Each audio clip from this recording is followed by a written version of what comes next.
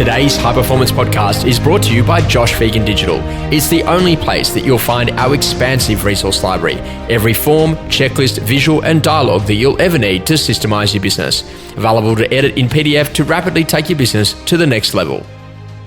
Welcome to High Performance, the podcast featuring Josh Phegan and Alexander Phillips.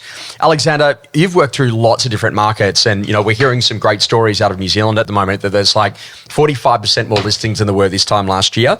It's the most number of listings available for sale that they've ever seen in like literally the course of the last decade. We're also hearing in some of those secondary markets, like places which is kind of like your second home, where people might go and buy in lifestyle locations outside of the major city centres, that there's a lot of weak buyer demand. So Alex, what do you do when there's long dates on market, when the conditions just aren't at your back, so to speak? There's a few headwinds and naturally you've got to try to really coerce buyers to get them to properties to actually get them away.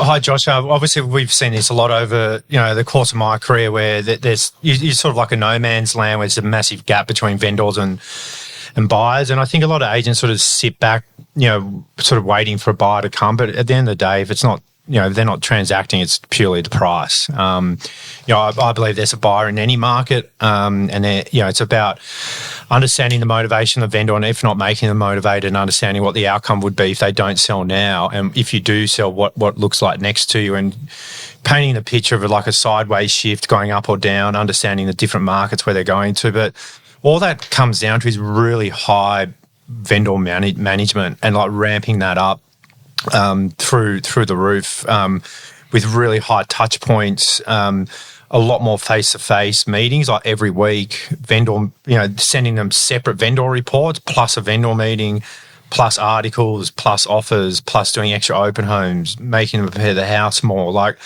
really, getting them more motivated to sell, which is the more communication you have, the more they feel the sale process. And I think that's where a lot of agents sort of drop off and they're just, waiting for that inquiry to come in. And when that inquiry comes in, it might be a good buyer.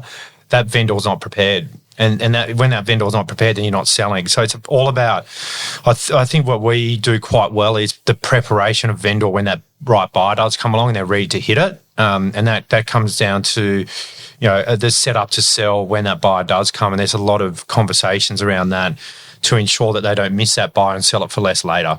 So normally what we would do, right, is that we would go through a list of all of your current listings and identify which of those sellers actually have to sell. So who's got a really genuine intent need to do it. And whoever is often the first leader on price is the one that gets the sale. And then when everyone else then follows later on, they often have to discount more than what the initial one did in terms of discounting to look like it was good value. And what's critical there is to actually say, okay, great, out of all the buyers that you've got, who actually would do a transaction, who's in a position that they've got their finance approved, they're prepared to come to an inspection if you ask them to, they've got a genuine need to want to buy, and or they, that they can actually get funding. And then the conversation is to say, okay, great, how do we marry those two people together?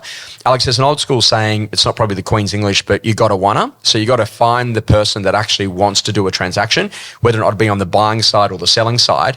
And the critical element here may well be for agents, don't worry about open for inspections. Push a lot towards private buyer appointments.